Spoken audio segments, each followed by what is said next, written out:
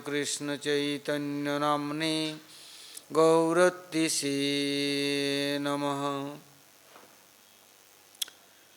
भावस्वरूपतं कृष्ण प्रिया वरियसी ब्रह्मभक्ति प्रदेवी राधिके तां नमाम्यहम्। राधे वृंदावनाधीशे करुणामृतवाहिनी कृपया निजपदाब्ज दास्यं मह्यं प्रदीयताम्। वन्दे नन्दाव्रजस्त्रीणां पादर्णुमभीक्ष्णसा जसाङ्घ्रि कथोद्गीतं पुनाति भुवनत्रयम्। जय श्री कृष्ण चैतन्य दयाल प्रभु नित्यानंद श्री अद्वैत गदाधर शिवासादि श्री गौर भक्तवृंद। हरे कृष्ण कृष्ण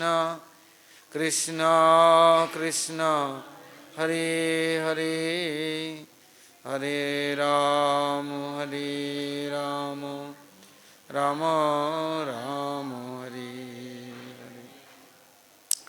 बोलो श्री गुरु जी महाराज की जय, गुरु परंपरा की जय, अनंत अनंत कोटि वैष्णव वृंद की जय, सपार्षद गौरहरि की जय, गौर नित्यानंद प्रभु की जय, जगन्नाथ बलदेव सुभद्रा संजीव की जय, भक्त विघ्न विनाशन कार नृसिंहदेव की जय, भक्तराज प्रहलाद महाराज की जय, सर्वाभिष्ट प्रदाता गिरिराज गोवर्धन जीव की जय, गोविंद गोपीनाथ मदन मोहन जीव की जय, ब्रजमंडल धाम की जय, ब्रजवासी भक्तवृंद की जय, ब्रजेश्वरी मधेश्वरी प्रणेश्वरी श्रीमद्धारणी की जय, ब्रजदेवीगण की जय, समवेत गौर भक्तवृंद की जय, गौर प्रेमानंदे हरि हरि बोल।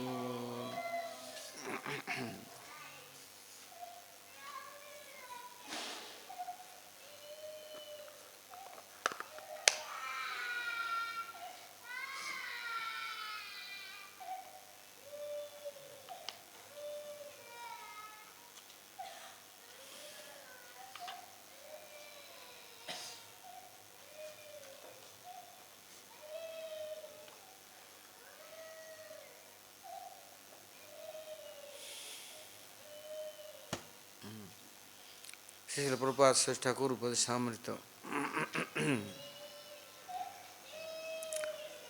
प्रभुपाद यहाँ पर बतला रहे हैं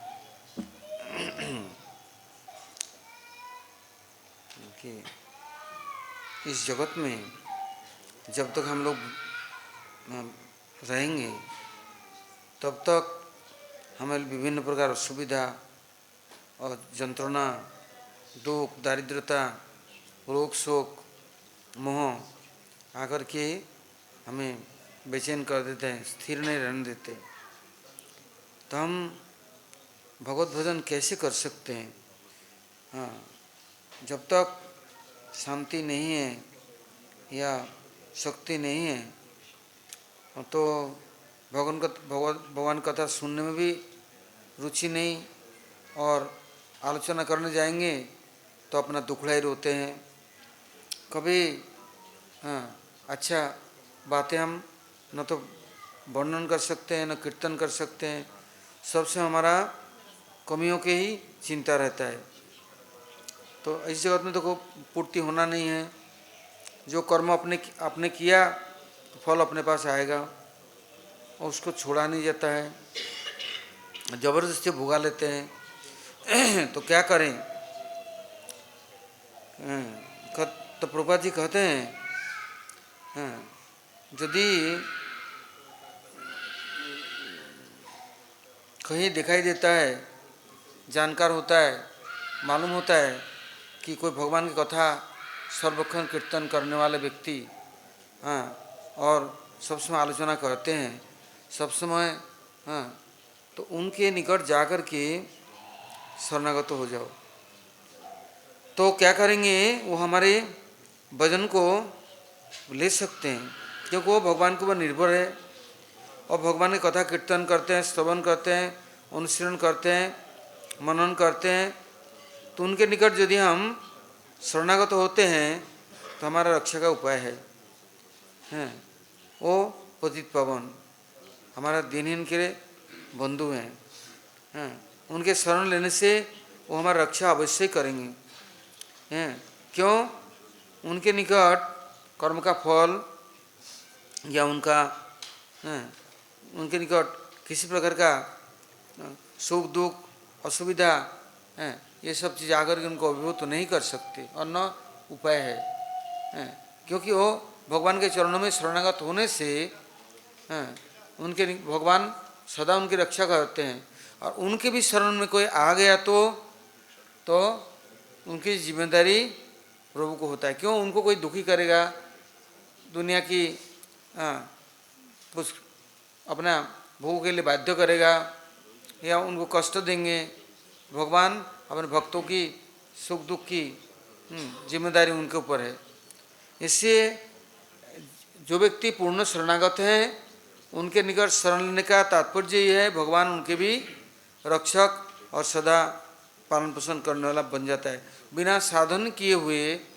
किंतु यदि ऐसे महात्मा कोई गुरुवर्ग कोई संतों के निकट शरणापन्न होते हैं तो उनको कर्म का फल उनको अभिभूत नहीं कर सकता, न उनको भोगा सकता। और वो भी भगवत भजन में, भगवत भक्ति में, भगवत सेवा में अपने आप को समर्पण कर देते हैं और करने की सामर्थ्य आ जाता है। महाप्रभु जी ने इससे आदेश दिया था। महाप्रभु जी ने आदेश दिया क्या? यदि सुख से संसार में रहना है और जीवन भर भगवत सेवा करना है तो महाप्रभु बता रहे हैं कृष्ण सेवा, कार्ष्ण सेवा और नाम संकीर्तनम, ये तीन कृत्य है। कृष्ण सेवा भगवान की सेवा और कार्ष्ण मतलब भक्तों की सेवा, नाम कीर्तन। जहाँ भक्तों के निकट पहुँच गए तो भक्त लोग सदा सदा नाम कीर्तन करते हैं, भगवान के नामों का गुणगान स्मरण करते हैं, भगवान की सेवा करते हैं। तो इसी से जो कोई भक्तों के पास आएंगे तो नाम कीर्तन में उनको प्रेरणा देंगे, भगवत सेवा में उनको नियुक्त करेंगे। तो उससे क्या होगा? जी प्रत्येक प्राणी मात्र खुश प्रसन्न रहेंगे, खुशी रहेंगे और कर्म का फल रोग शोक दुख मोह किसी प्रकार आकर के उनको घेर नहीं सकते। वो व्यक्ति अपने सेवक के साथ संबंध जोड़ लेंगे और सेवा करेंगे और सेवक बन जाएंगे।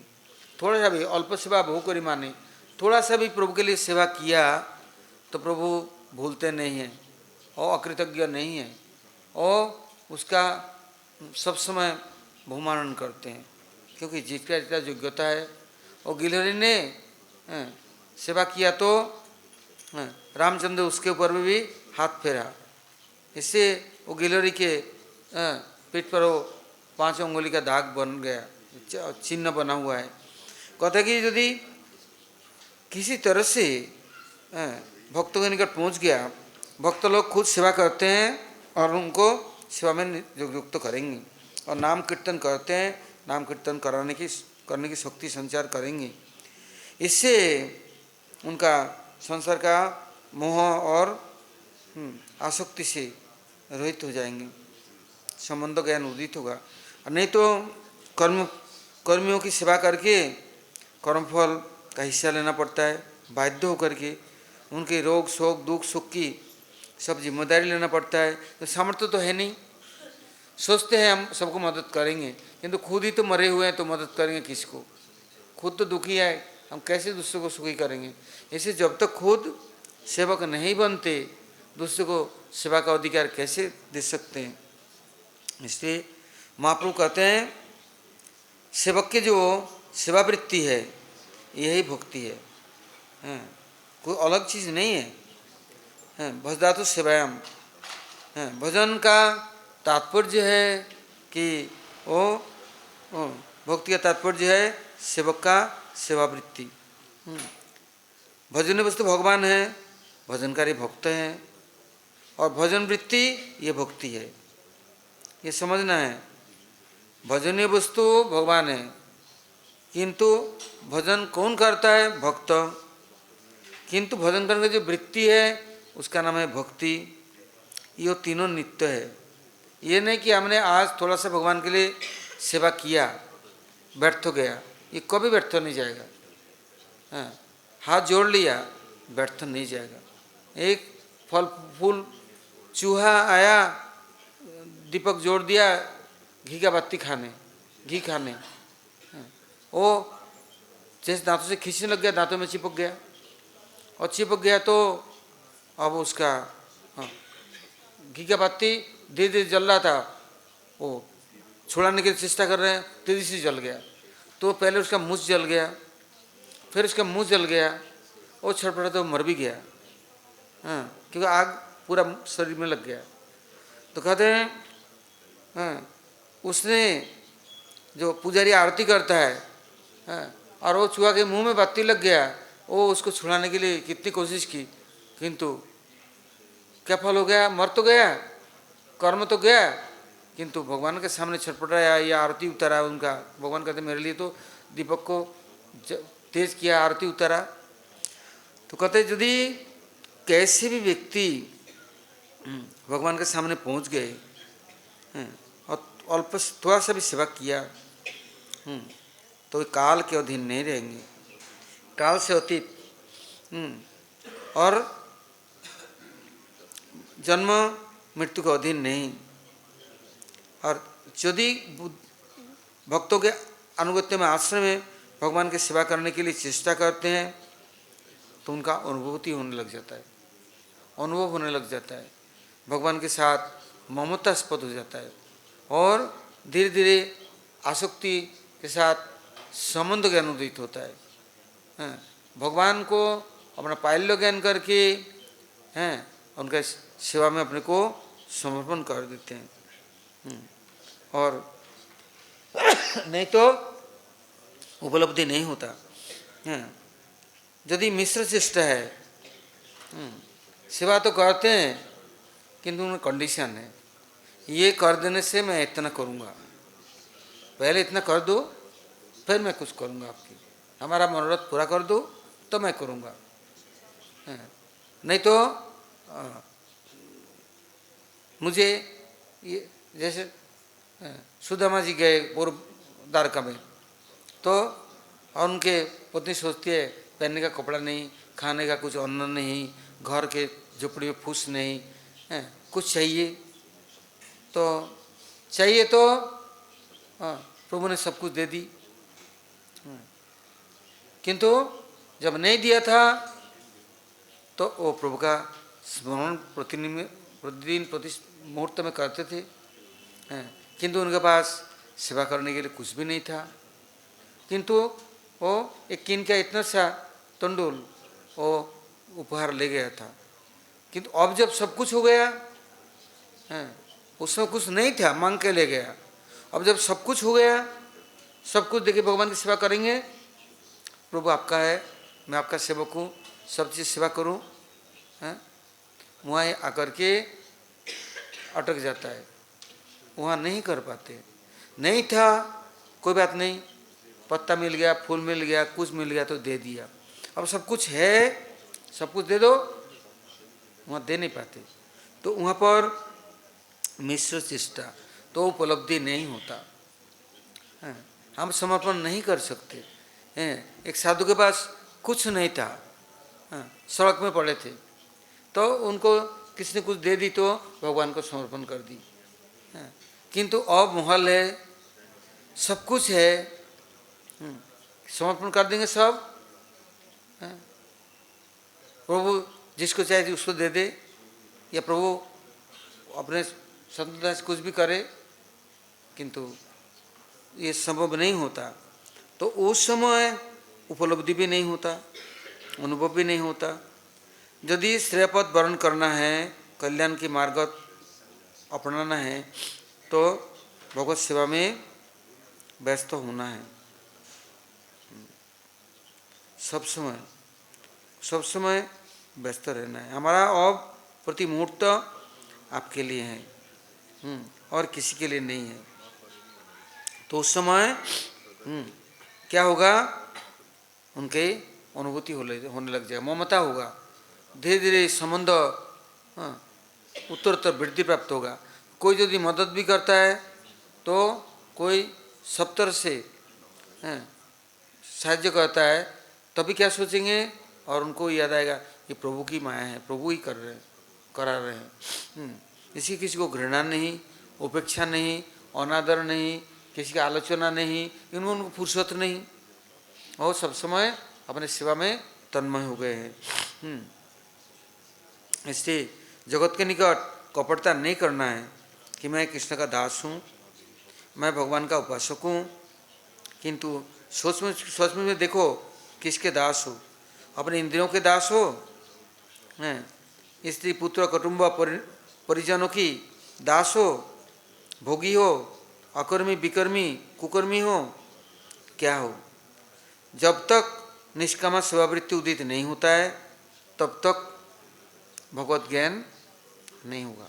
वो हजार समझाया जाए, किंतु वो निष्कपट नहीं होने से उनका चित ज्ञान, भगवत ज्ञान हृदय में स्फूर्ति नहीं होगा, उदित नहीं होगा। इसलिए गौर सुंदर की बातें हमारे हृदय में प्रवेश करने का कोई उपाय नहीं है, क्योंकि हमने कामना वासनाओं से अपने पूरा भर रखा है हृदय को। ये दुर्वासना हटता नहीं। इसलिए कृष्ण सेवा, कृष्ण सेवा, भगवान की सेवा, भक्तों की सेवा जब हम करने लग जाते हैं, कैसे भी थोड़ा भी, तभी उपलब्धि होने लग जाता है, उपलब्धि होना शुरू होगा। नहीं तो हम वंचित है, जगत में रहे, दुर्बुद्धि कभी जाता नहीं, इन चीज़ों से छुटकारा मिलता नहीं, और भक्तों के निकट शरणागत होते नहीं, संभव नहीं होता। तो संभव नहीं होता तो सेवा का वृत्ति भी उदित नहीं होता। इससे जो लोग भगवत उपासना करते हैं, उनके आश्रय में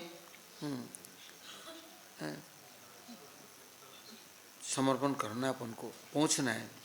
वो हमारे आँखों को खोल करके तब वो भगवत दर्शन कराने देंगे। किंतु हम यदि कोई यात्रा थिएटर में कोई जो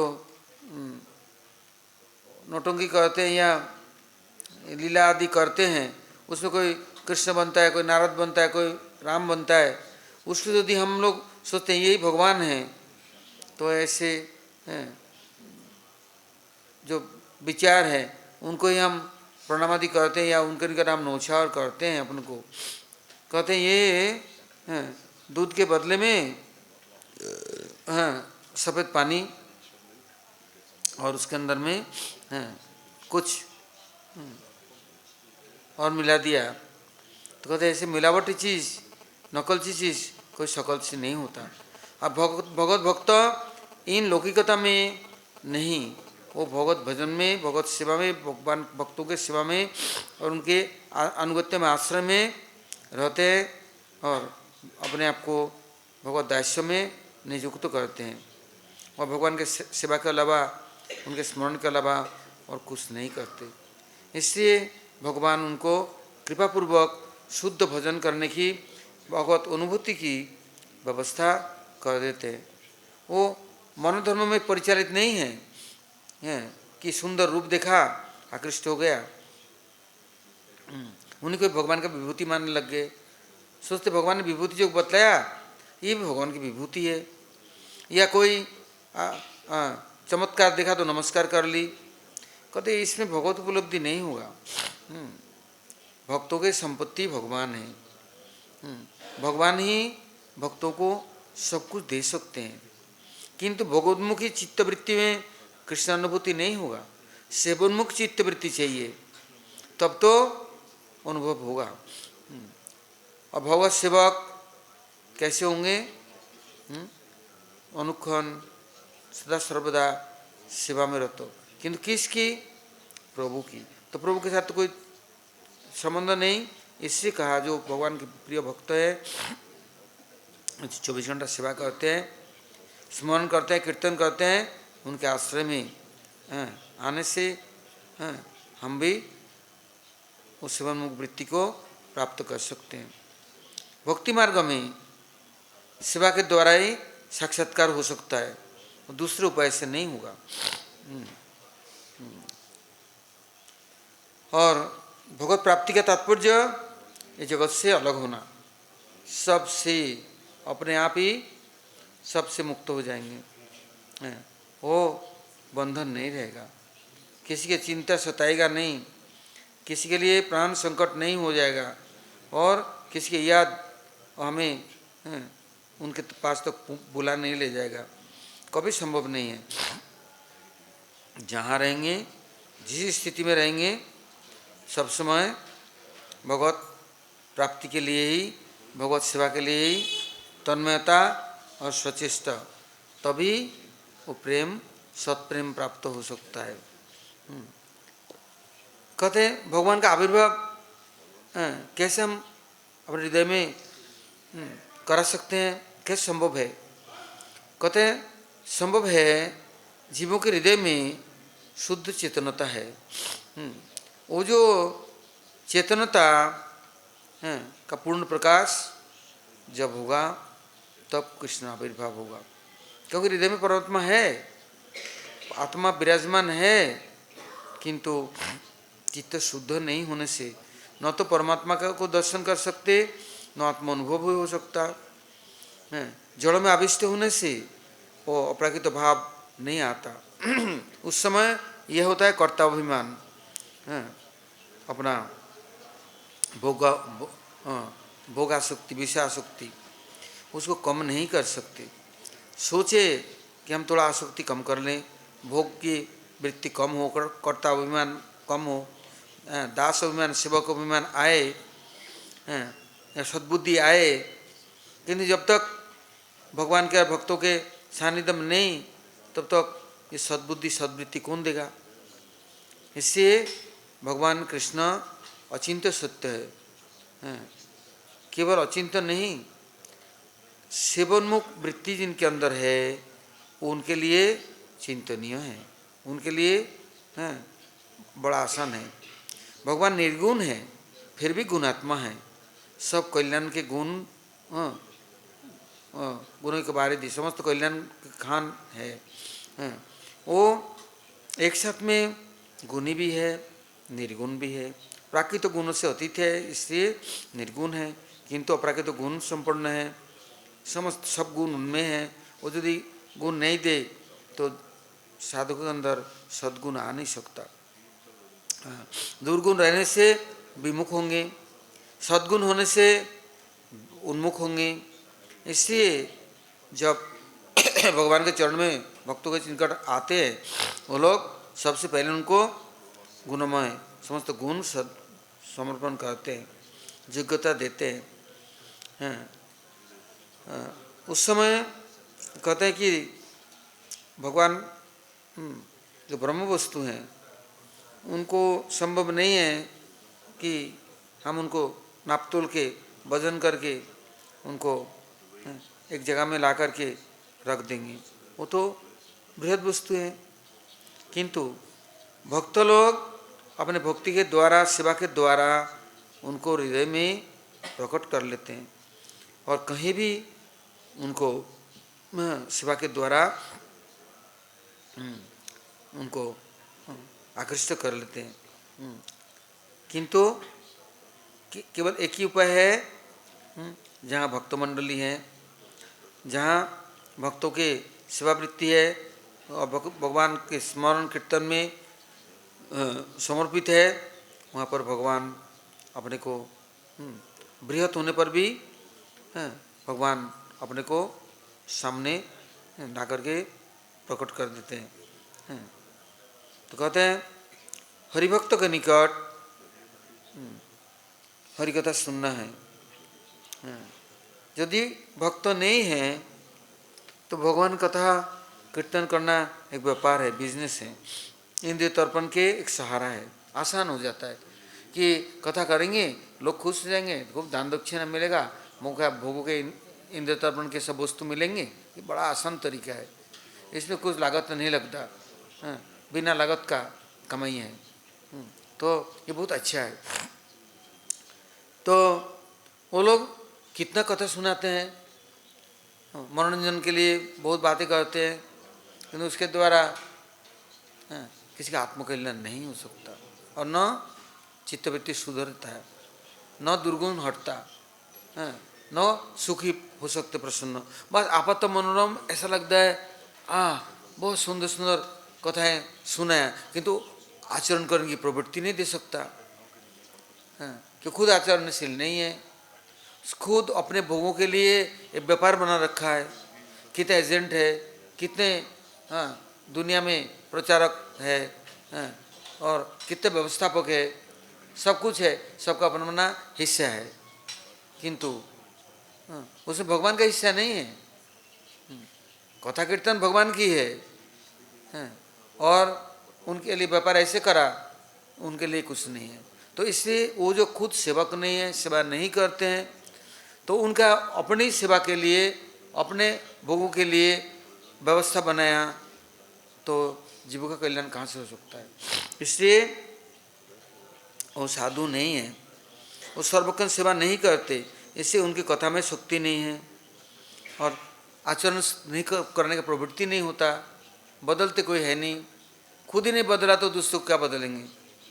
इससे उनसे यदि कथा सुनते भी हैं तो दृढ़ता नहीं आता, वो हचपच, कुछ लाभ नहीं। इससे कहते हैं तेजस्वी साधु, जिनके अंदर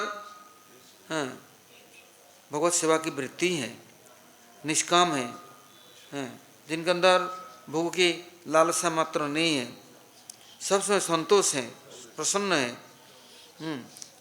भगवान की सेवा में तन्मय है। कहते उनके निकट जाने से, कथा सुनने से पहले श्रद्धा होगा, फिर धीरे धीरे निष्ठा, रुचि, आसक्ति, भजन क्रिया के प्रवृत्ति मिलते जाएगा, आगे बढ़ते जाएंगे और अनुभव करते जाएंगे, और छोड़ सकते नहीं। ऐसे व्यापारी लोगों के निकट जाने से, आज एक व्यापारी के पास गया, छोड़ दिया, फिर दूसरे व्यापारी कर ली, आज वहाँ जाकर गुरु बनाया, तो दूसरा गुरु बनाया, तीसरा गुरु बनाया, ये भी एक व्यापार हो गया आजकल। जहाँ चमत्कार देखा वही नमस्कार कर ली। क्यों? व्यापारी है, ये सद्गुरु है नहीं, इससे उनको पकड़ना छोड़ना बराबर है। किंतु यदि ऐसे आचरणशील और भगवत भक्त है तो उनको एक तो पकड़ नहीं पाएंगे, और पकड़ पाएंगे तो कभी छोड़ नहीं सकते, छूटेगा ही नहीं। वो भगवान तक पहुंच भी जाएंगे तो अभी वो सद्गुरु का आश्रय नहीं छूट सकता, न बदल सकते, ऐसे सोच भी नहीं सकते, मन में ऐसे भावना आ भी नहीं सकता, क्योंकि वो तो शुद्ध हो चुका, और उनको अनुभूति हो चुका, फिर आचरणशील हो गया, और उनको कुछ चाहिए नहीं तो क्यों बदलेगा। अब व्यापारियों को यहाँ बिजनेस अच्छा नहीं हो रहा है तो वहाँ अच्छा बिजनेस होगा, तो ये छोड़ दिया, दूसरा पकड़ लिया, दूसरे छोड़ दिया, तीसरा पकड़ ली, आसान जीवन हो जाता है, आश्रम में कोई कष्ट नहीं, खाना पीना ऐश मौज, घर में रहना, गुरु का आश्रय किया तो मैं गुरु के सेवक हो गया, अब मेरे सब कुछ सुविधा मिल गया है, आसान है। तो जहाँ ज़्यादा सुযোগ सुविधा, भोगों के ईंधन इकट्ठे हैं तो वहाँ भाग जाते हैं, किंतु उससे क्या लाभ होगा? कब तक भोग करेगा, इंद्र तर्पण करेगा, इंद्रियों के सामर्थ्य कब तक रहेगा, किंतु अनुभूति तो कुछ हुआ नहीं। इससे कहते हैं यदि बाह्य जगत के जितना पराक्रम है वो यदि लेकर के हम चलते हैं वो भी हमें बचा नहीं सकता है, किंतु यदि भक्तों के आश्रय किया तो उनके जो विक्रम है, उनका जो शक्ति है, वो हमें हमारी चित्तवृत्ति को शुद्ध करके साधन योग्य बना देंगे। साधु का ये धर्म है, कितना गलत प्रवृत्तियां हैं, कितने कुकर्मी और विधर्मी कितना कितना है। साधु के निकट आने से वो एकदम तुरंत साफ सुथरा करके उनको भजन करने की, सेवा करने की, नाम करने की प्रवृत्ति दे देंगे। किंतु अनर्थ से अभी मुक्त नहीं किया, अनर्थ है वो साधन करने की वृत्ति दे दी, क्योंकि किसी को अच्छा नहीं लगता औषधि खाना, किंतु ऐसा सुंदर अमृत दे, स्वादिष्ट औषधि दे दी, खा लिया, बीमारी खत्म होते जा रहा है, ताकत मिलता जा रहा है, धीरे धीरे धीरे धीरे उनको अच्छा अनुभव होने लगा। तो कहते हैं यदि कोई जटाजूट धारण कर लिया, त्यागी बन गया, या कोई गिरस्थ हो गया, किंतु हम उनको साधु माने कि क्या करे? त्यागी बैरागी या गिरस्थी या जटाजूटधारी, तो हम किसको साधु माने? कहते हैं ये साधु का परिचय नहीं है। जो सर्वक्षण हरिकथा कीर्तन कर सकते हैं, प्रजल्प नहीं, विषय वार्ता नहीं, हरि कीर्तन करने वाला हरिकथा और हरि सेवा में समर्पित है। सर्वक्षण शांति वर्त कालोत्तम, एक मुहूर्त भी, एक मिनट भी बर्बाद नहीं करते, सब समय व्यस्त हैं। उनके सानिध्य में जाने से ही सेवा प्रवृत्ति, चित्तवृत्ति बदल जाएगा, शुद्ध हो जाएगा। कहते हैं वो तो साधु हैं। कहते हैं हरिकथा किसको कहते हैं? अपने सुख के लिए अच्छा लग रहा है तो भगवान की लीला को कीर्तन कर रहे हैं। भगवान ने कैसे कीर्तन कर रहे हैं? भगवान ने किशोरी गोपियों के साथ में नृत्य किया, आलिंगन चुम्बन किया, उनको हाथे हाथ मिला करके नृत्य किया, हमें बड़ा अच्छा लग रहा है। और हम ऐसी कथा सुनाते हैं कि हमारे साथ तुम भी नृत्य करो, तुम भी आओ, हम भी नृत्य करेंगे और हम भी ऐसे आलिंगन चुम्बन आदि करेंगे। तो ये कथा हमें बहुत अच्छा लग रहा है, तो हम ये कीर्तन करेंगे। किंतु इसमें हरि का सुख है कि नहीं? जिस कथा में हरि का सुख है, भगवान का सुख है, वो हरि कथा है। और अपने को अच्छा लग रहा है, कैसा आनंद आ रहा है, रोमांच हो रहा है, पुलक हो रहा है, ऐसा भगवान ने बंसी बजाई, ऐसा भगवान ने नाचा, और भगवान ने ऐसा गले मिला, और किसी को कंधे में उठाया, किसी को सर में उठाया, क्या क्या किया। बस ये देखना है जिस कथा के उद्देश्य, जिस कथा में अपने सुख की, अपने इंद्र तर्पण की वृत्ति है, कमाई करेंगे, इतना मनोरंजन सुंदर चटकुली कथा सुनाएंगे, लोग प्रणामी देंगे, हमारा जय जयकार करेंगे, चारों तरफ ढिंडोरा पिटेंगे, हैं, किंतु उसमें भगवान का क्या सुख है? यदि भगवान का सुख नहीं है तो हरिकथा नहीं है। और यदि भगवान का सुख के लिए, भगवान की प्रीति के लिए भगवान की कथाओं का कीर्तन करते हैं, तो उसका परिणाम क्या होगा? सुनने वाले, कीर्तन करने वाले, दोनों का ही कल्याण होगा, दोनों के चित्तवृत्ति बदल जाएंगे। क्योंकि भगवान के सुख के लिए किया, कितना बड़ा बड़ा भागवत होता है, कितने रामायण अखंड होता है, किंतु उसमें प्रभु का क्या सुख के लिए हो रहा है? कि हमारा मनोती है, मनोरथ है, हम दुखी थे तो हमने बोला हमारा दुख चला जाएगा तो हम रामायण करेंगे, अखंड रामायण, नहीं तो हम भागवत सप्ताह करेंगे। तो हमारा दुख चला गया, बिजनेस हो गया, या हमारा कुछ बेटा हो गया, कि बेटी की शादी हो गई, हमारा कंपनी अच्छे चल गया, तो हम करेंगे। किंतु वो मूलतः तो देखना है वो क्या कर रहे हैं। हम अपने सुख के लिए जो कार्य कर लिए इंद्रिय तर्पण के लिए, वो तो प्रेम नहीं, वो तो काम है, इंद्रिय तर्पण है, भोगोन्मुखी व्यक्ति है। भगवान की सेवा के लिए एक कदम, इतना सा, थोड़ा सा भी भगवान का नाम कीर्तन किया या स्मरण किया उनके लिए निष्कपट चित्तवृत्ति से, तो वो भक्ति हो जाएगा, भगवान के सुख के लिए हुआ तो। नहीं तो ऐसे जो हरिकथा करने वाला वो तो साधु है, वो भगवान का सुख देता है। जैसे बिल्ला मंगल ठाकुर आया तो क्या किया? आँख तो फोड़ ली, हैं। अब कहाँ जाना है? वृंदावन जाना है। तो अब वृंदावन कैसे जाएगा? आँख तो है नहीं, इधर खून बह रहा है। तो एक बालक आया, बोले बाबा किधर जाएगा? तो वृंदावन जाऊंगा। तो मैं भी जाऊंगा। अच्छा, तो तू तेरा लाठिया दे दे, मैं पकड़ता हूँ, या मैं लाठिया देता हूँ तेरे को, पकड़ ले, मैं तेरे को ले चलता हूँ। तो कुछ देर बाद बोले वृंदावन आ गया? बोले आ गया वृंदावन में। तो तू यहाँ बैठ जा, तेरे लिए कुछ मांग के मैं लाता हूँ, और तेरे लिए कुछ झोपड़ी बना दूंगा, यहीं रहना, और कुछ मांग के मैं तेरे को खिलाऊंगा। हैं, किंतु एक बात है, तू बड़ा सुंदर कीर्तन करता है, गाता है, सुंदर सुंदर गाएगा ना, मैं तेरे को सबसे मदद करूँगा। हैं, तो वो उनके लिए मातुगुरी ला देता है, झोपड़ी बांध दिया और सब कुछ। वो इतना सुंदर भगवान के गुणगान कीर्तन कर रहे हैं, और भगवान उसको सुन कर नाचना शुरू कर दी। हैं, और भगवान ने उसको लिखना शुरू कर दी कि कृष्ण कर्णामृत नाम कर दी। कृष्ण के कानों में लिए अमृत प्रदान करते हैं। वो तो अंधे है, कुछ जानता नहीं, तो उसको परीक्षा करने के लिए आया। बोले तुम रोज दिन गाना गाते हो, ठीक है आज भगवान का रूप का वर्णन कर दो। पुजारियों ने क्या किया, भगवान के कपड़े वपड़े उतार करके एकदम नंगा खड़ा कर दी। तो वो भगवान के गुणगान करते हैं, कहते बाहर है तुम्हारे आज कैसा छवि ले, आज तो जसोदा माता के गोदी में तुम बैठते हो, खेलते हो, जसोदा माता स्नान करा रही है, कपड़ा पहना रही है, चंदन लगा रही है, अपटन पहना दे रहे हैं। बस वो रो रहे हैं, प्रार्थना कर रहे हैं, कीर्तन कर रहे हैं, और भगवान तो खुश होकर नाचना शुरू कर दी। बोले ये अंधा कैसे जानता है? तो हम लोग जड़ जगत के ये जो चकाचौंध में हम फंसे हुए हैं, तो हमें यही दिखता है, और यही हम कीर्तन करते हैं, और इसी को ही सोचते हैं भगवान का कीर्तन है।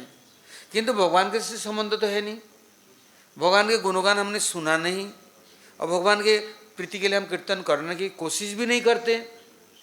इसलिए छुछुंदर का चिक किचकिच होता है, और भगवत कीर्तन नहीं, हरि कीर्तन नहीं होता है। ये हरि कीर्तन है। केवल हमने धंधा के लिए, कमाई के लिए एक डपली ले लिया, एक गिटार सितारा ले लिया, ढोल ढाक ले लिया, और जगह जगह गया, बस कितने 1 घंटा नाचेंगे गाएंगे कीर्तन करेंगे, कितना देगा? चलो 5 रुपये मिलेगा, बोले नहीं 25 रुपये चाहिए, पहले तय कर लेगा। हैं, तो 1 घंटा नाचेगा, खूब नाच कुछ कर के आ गया, खाना पच गया, तो फिर खा लिया, फिर चल दिया, फिर 1 घंटा कोई और कर ली। तो कहते ये सब हरि कीर्तन नहीं है, ये दुनिया को ठगना है, अपन को ठगना है। इसके द्वारा न तो साधु बन सकते और न साधुओं के पास पहुंच सकते हैं। साधु मतलब सद्वृत्ति, सदाचार, सद्गुण, सद्वस्तु, भगवान के प्रकाश विग्रह बलदेव प्रभु जो संदिनी शक्ति अधिष्ठात्री देवता, वो प्रकृत साधु है, भगवान के चिरकाल सेवा करते हैं, चित बल देने वाला है। ऐसे जब तक निष्कपट सेवा करने की इच्छा नहीं है और चेष्टा नहीं है, तब तक साधु नहीं बन सकता, और न सद्गुण आएगा, न सदाचार पालन करने की प्रवृत्ति आएगा, और जो सद्वस्तु संदिनी शक्ति बलदेव प्रभु, उनके संबंध भी नहीं होगा। इसलिए कृष्ण को सुख देने के लिए, कृष्ण सुख के लिए कृष्ण कथा कीर्तन करना है। मैं करता नहीं हूँ, मैं वक्ता नहीं हूँ। हम लोग को पूछते हैं आपने कल कथा करा था? नहीं, हमें कुछ मालूम नहीं।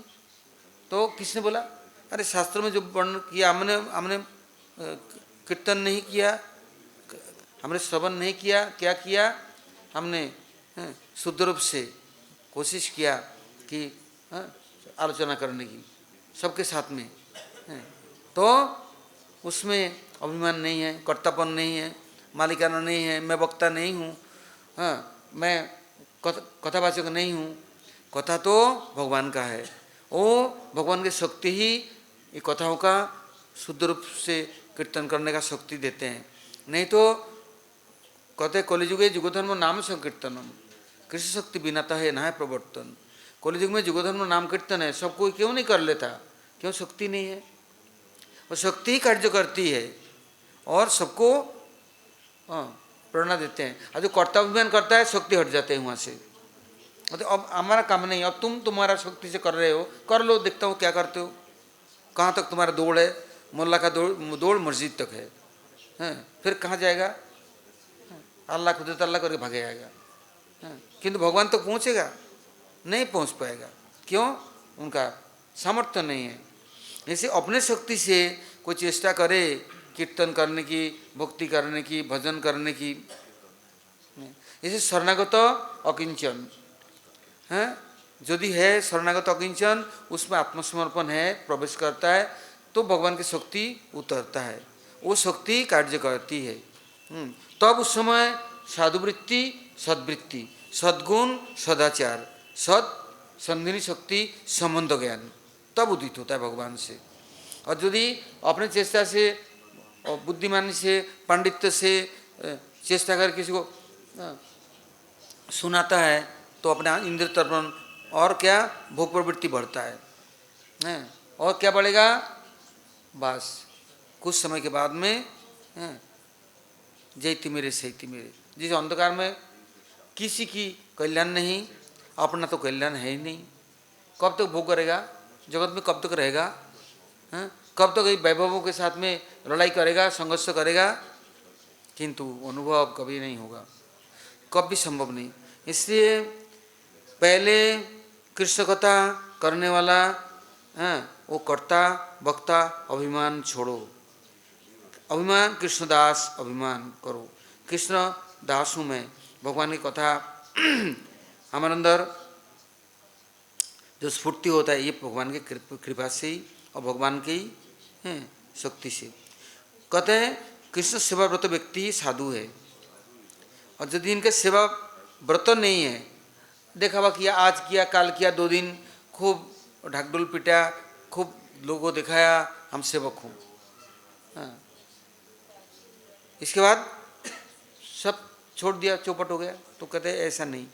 सेवा व्रत, जिसने जीवन का व्रत यही किया कि मेरे को भगवत सेवा करना है, मेरा तन मन वचन जो कुछ है प्रभु के लिए समर्पित है, मैं प्रभु के सेवा के बिना नहीं करूँगा कुछ, कहते हैं वो सेवा व्रतधारी वही साधु।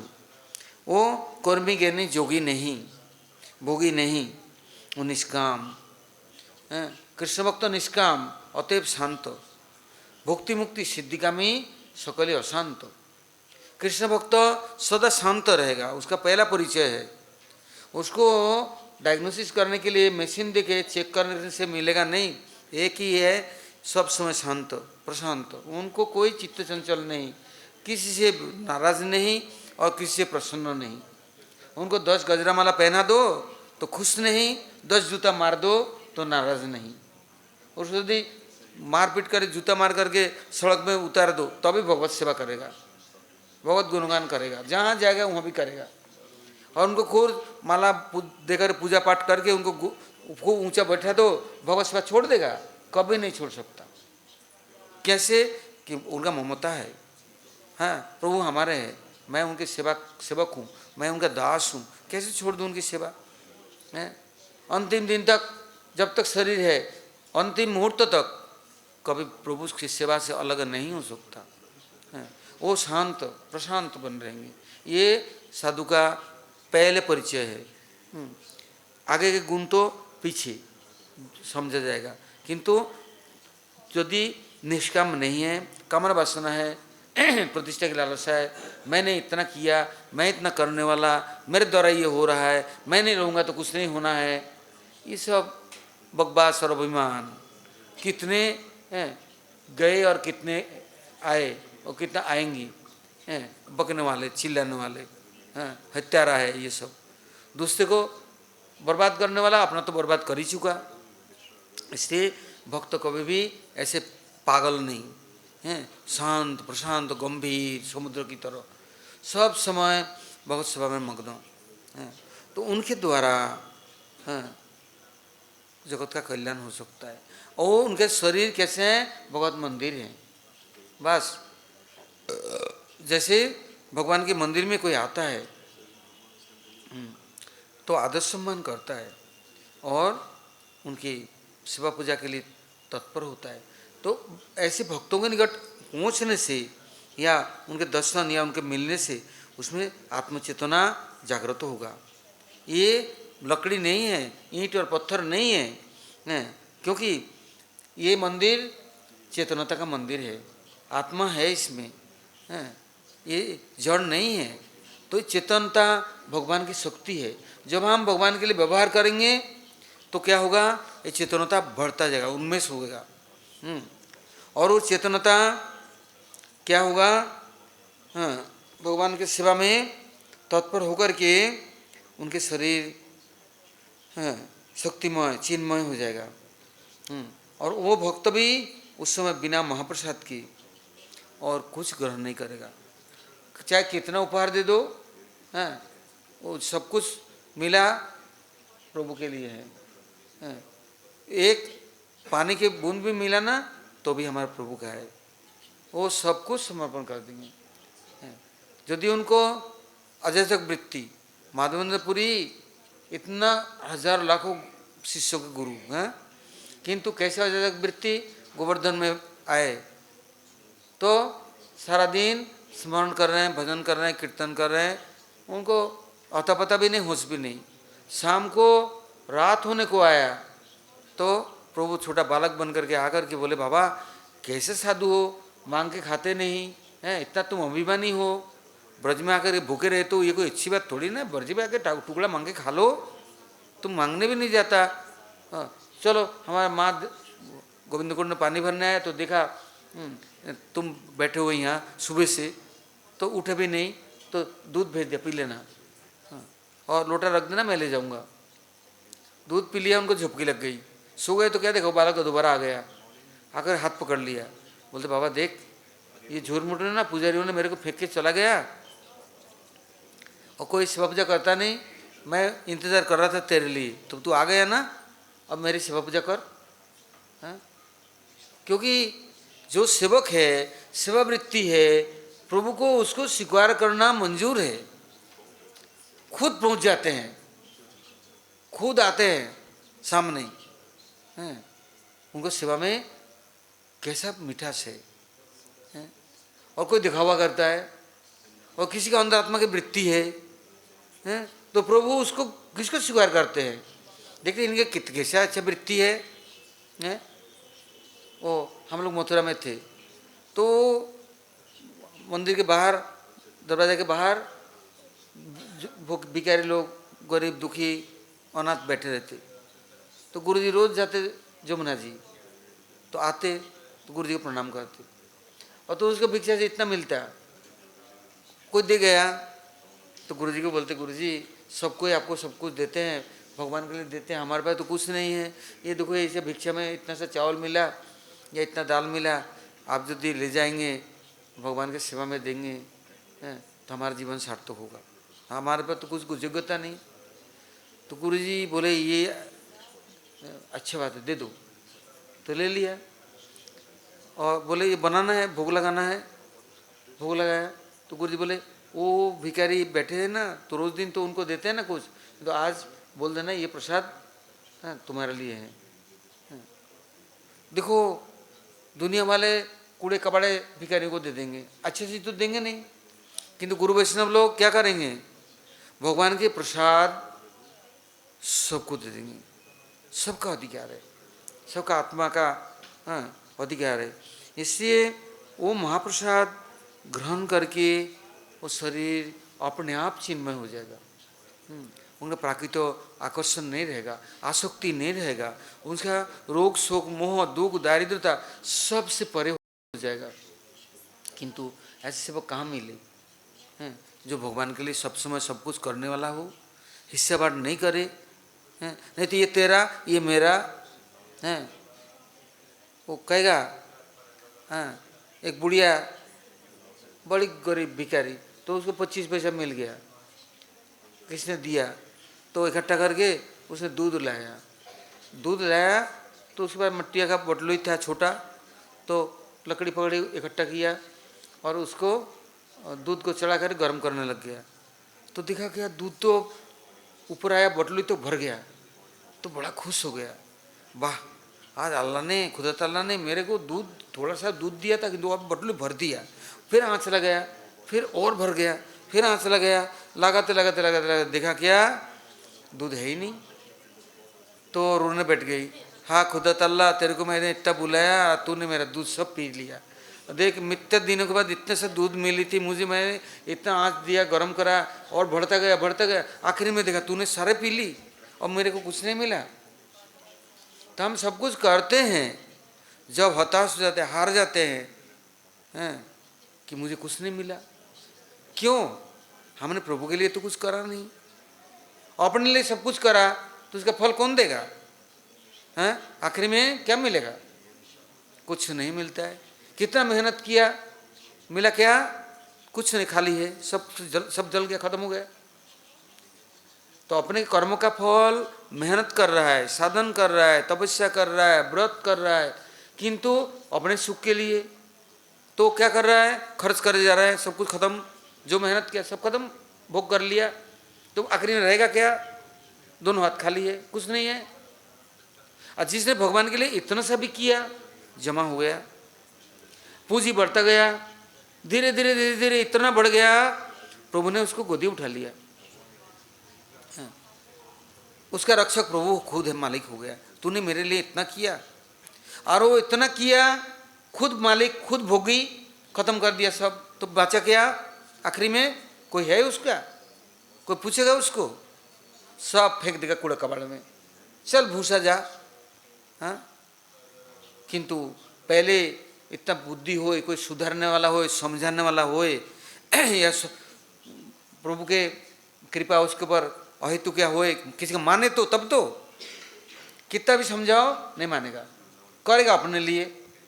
हैं, ये दौलतराम बनता है, भिक्षा करने जाता है, कलेक्शन करने जाता है, लोग देता है, तो कुछ हिस्सा अपने लिए है, कुछ हिस्सा भगवान का है। कहता है 60-40 कर लो, 60 भाग दे दो, 40 भाग रख लो अपने पास, इससे तुम्हारा गुजर बसर होगा। किंतु हम यदि 100 में 100 यदि प्रभु को दे सकते हैं, प्रभु जिम्मेदारी लेंगे कि नहीं? हमारे परम गुरु जी महाराज के समय तो अपने महाराज जी और उनके साथ प्रभुपाद जी एक शिष्य दोनों भिक्षा करने गए, तो 3 महीना बाद लौट के आया। तो महाराज जी को पूछा उनके गुरुजी ने, अरे नारायण महाराज कितना भिक्षा मिला? तो बोले 300 रुपये गुरुदेव, 3 महीना में बड़े मुश्किल से हम लोग थोड़ा कलेक्शन किया। तो उनके गुरु भाई थे, उनको बुलाया, अरे महाराज इधर आओ, कितना कलेक्शन हुआ? दे तो दिया, कितना दिया? 250 रुपये दिया, तो और 50 रुपये कहाँ है?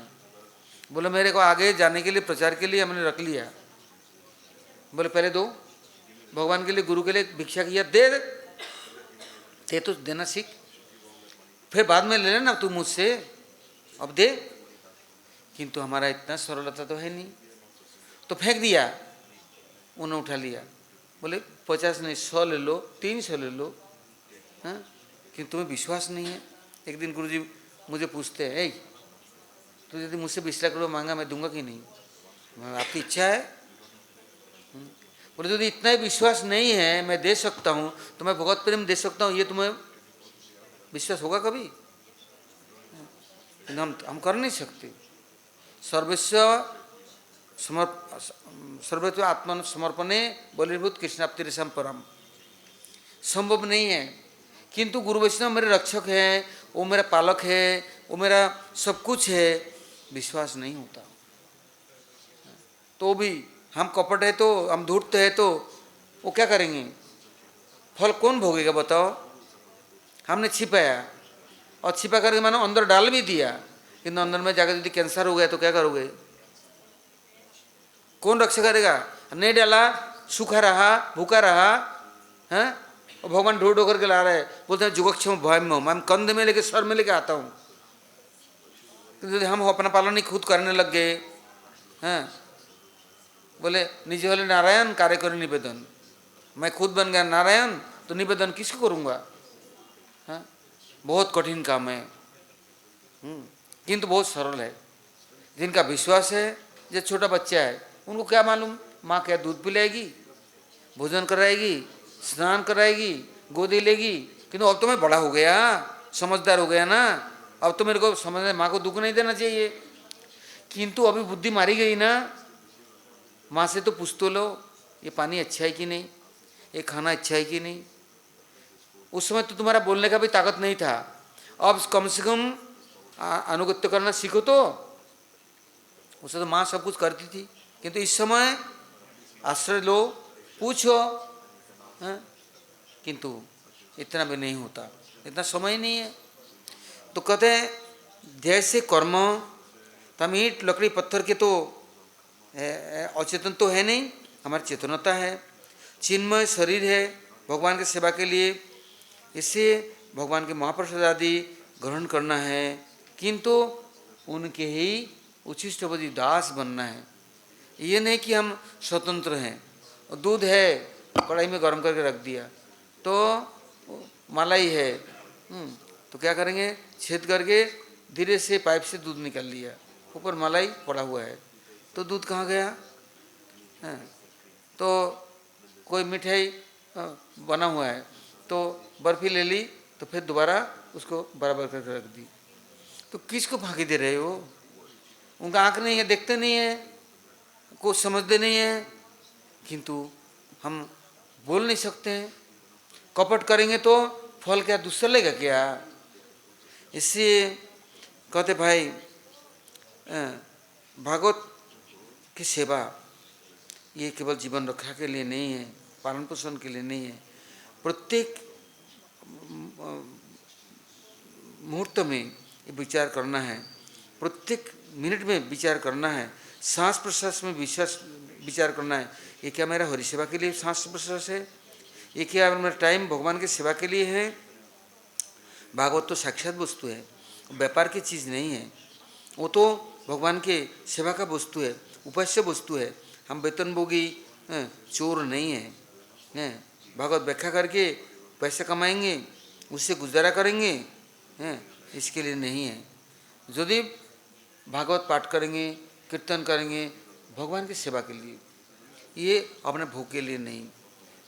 शरीर यात्रा निर्वाह के लिए जो नार दिया आहार वही देता है, पालनहार है, तारणहार है, कोई चिंता नहीं है। अजगर करे न नौकरी, पंछी करे न काम, दास मूल का कहता है सबके दाता एक राम। कहते भिखारी सारी दुनिया दाता एक राम, वो सबके लिए करते हैं, किंतु हम पहले ही अपना गुजर बसर हम करना व्यवस्था बना लेते हैं, तो उनकी ज़रूरत नहीं समझते हैं। उनको छोड़ करके हम अलग होना चाहते हैं, स्वतंत्र होना चाहते हैं, आज़ाद रहना चाहते हैं, खुश रहना चाहते हैं, किंतु खुश कैसे रहेंगे। मालिक को छोड़ दी, परमपिता परमेश्वर को छोड़ दी, उससे दूर हट गए, तो हमें पालेगा कौन, हमारा सुख दुख विचार कौन करेगा, हमारा रक्षा कौन करेगा। किंतु हम आज़ाद होना चाहते हैं, स्वतंत्र रहना चाहते हैं, खुद का पालन खुद करना चाहते हैं, तो करने जाकर कहाँ होता है, फिर आखिरी में हॉस्पिटल के शिकंजे में है, नहीं तो किसी के यहाँ गुलामी करने के लिए है। तो प्रभु कहते हैं हमारे गुलामी तुम्हें अच्छा नहीं लगता है, दूसरे के गुलामी 8 घंटा 10 घंटा कर सकता है, तो मेरे लिए नहीं, 10 मिनट भी नहीं, जबकि मैं तुम्हारा सब कुछ हूँ। इसलिए ये ड्यूटी नहीं है कि मैं इतना देर के लिए करूँगा फिर कुछ नहीं करूँगा। जिस दिन 24 घंटा में 24 घंटा हो जाएगा, उस दिन हम भक्त या सेवक के नाम से परिचित हो सकता हूँ, प्रभु की बन सकता हूँ। अभी तो दिखावा है, 10 मिनट कर ली, आधा घंटा सो गया, छिप गया, कोई देख नहीं ले हैं। अरे सो करके भी तो तुम सो नहीं सकता, तुम तो तब भी स्वप्न देखते रहते हो। और जगने से बदतर है, जग करके अच्छा रहता है, सोने जाता है वहाँ तो और मरण है। कितना स्वप्न देखता है, चैन नहीं है, हैं वो और विपरीत है, हैं और वहाँ और ब्लड प्रेशर हाई हो जाता है, हैं उसका बीमारी बढ़ता है, शांति नहीं है।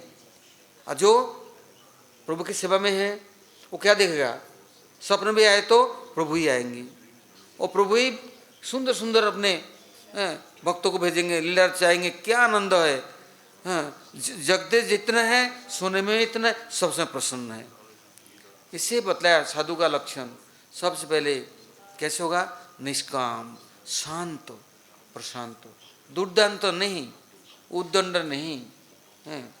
इससे ये व्यापार नहीं, ये केवल दिखावा नहीं, लोगों को ठगाना नहीं, लोगों को आंख बंद करके ये कॉन्ट्रैक्टर नहीं है, ये ऐसा नहीं बनना है कि ये प्रोफेशनल प्रिस्ट नहीं है। ये सर्विस के लिए है, हम अपने को नौकरी में ज्वाइन नहीं किया है। हाँ, पुराण तीर्थ भागवत है, भक्ता भागवतम ग्राज्यम नच बुद्ध नट टीका। भागवत व्याख्या कोई न तो प्रतिष्ठा के और लोभ से, अर्थ के लोभ से, लोक चित्तरंजक इससे भागवत पाठ नहीं होता। खुद भागवत बने और भागवत तो सुने और वास्तव सत्य में प्रतिष्ठित हुए तो भागवत अर्थात बन सकते हैं, भागवत को समझ सकते हैं।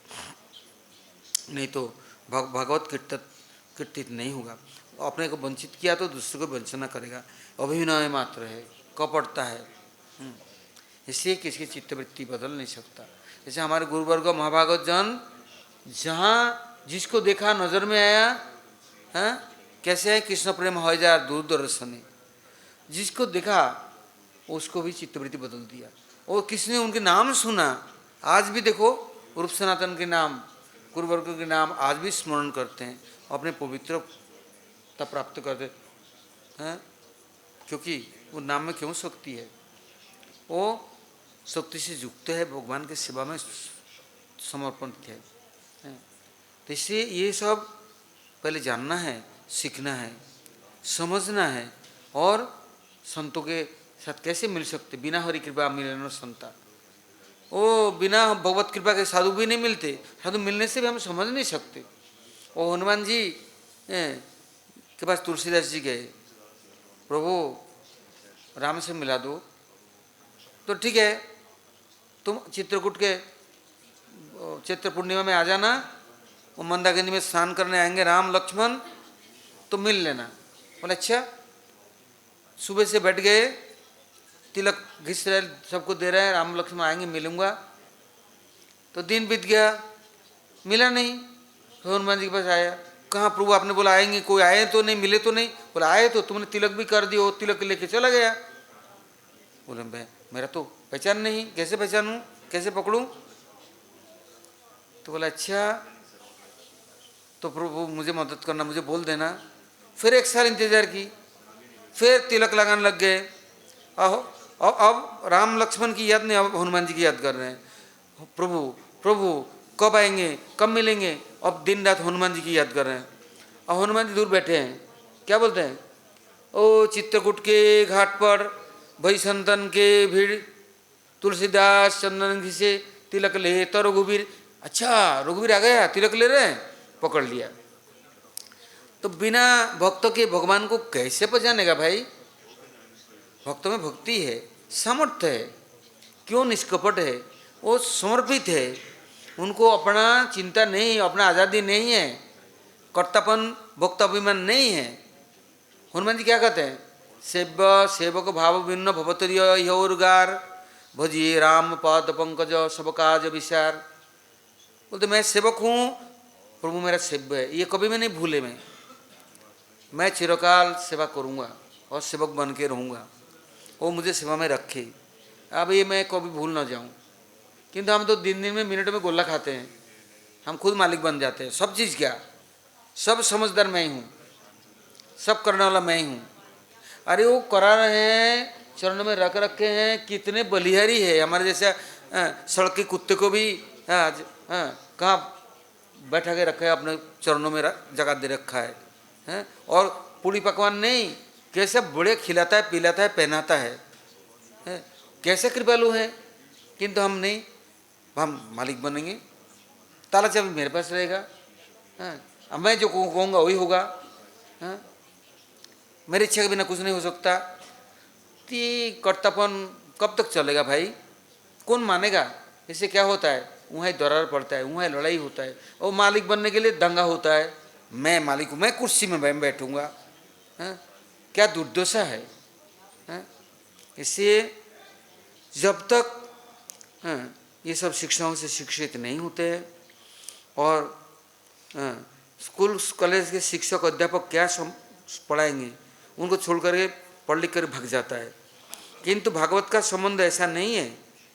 यदि 80 जन भागवत पढ़ा, सुना, समझा, जीवन में आचरणशील बन गए, भगवान के साथ चिरकाल के लिए जुड़ गया। वो कभी भी 2 दिन का 4 दिन का चांद नहीं, फिर अंदर ही रात नहीं है, उनका संबंध ज्ञान उदित होगा। अब आज यहाँ तक रखते हैं, काल फिर हम लोग आगे सुनेंगे। गौर प्रमानंदे हरि हरि।